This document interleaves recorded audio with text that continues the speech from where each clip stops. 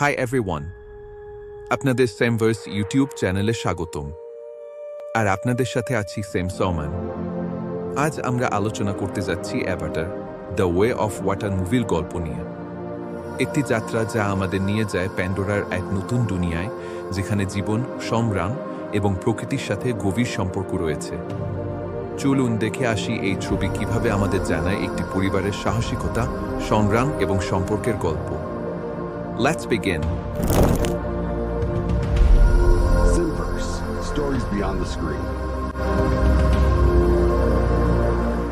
প্যান্ডোরার বিশাল এবং সুন্দর জীবনের মাঝে জ্যাক সালি এবং মেয়েটিরই একটি শান্তিময় পরিবার গড়ে তোলার চেষ্টা করে। তাদের সন্তানরা হল নেটেয়াম, লোয়াক, ডুক এবং তাদের গুধুলির মেয়ে কিরি।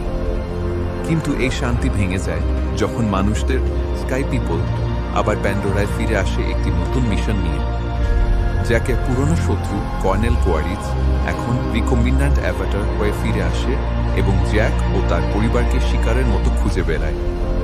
এই বিপদের মধ্যে জ্যাক ও তার পরিবার সবকিছু ছেড়ে প্যান্ডোরার নতুন একটি জায়গায় চলে যায়, সমুদ্রের ধারে বসবাস করা মেথকাইনা ক্ল্যানের সাথে নতুন জীবন শুরু করতে। মেথকাইনা গোত্রের সমুদ্র জীবন এবং তাদের জীবনধারা শিখে জ্যাক ও তার পরিবার ধীরে ধীরে তাদের সাথে মানিয়ে নেয়। সমুদ্রের বিচিত্র প্রাণী এবং প্রাকৃতিক সৌন্দর্যের সঙ্গে তারা নতুনভাবে জীবনের মানে খুঁজে পায়। কিন্তু কোয়ারিজ আবার জ্যাক এবং তার পরিবারকে খুঁজে বের করে আর একটি নতুন সংঘর্ষ শুরু হয়।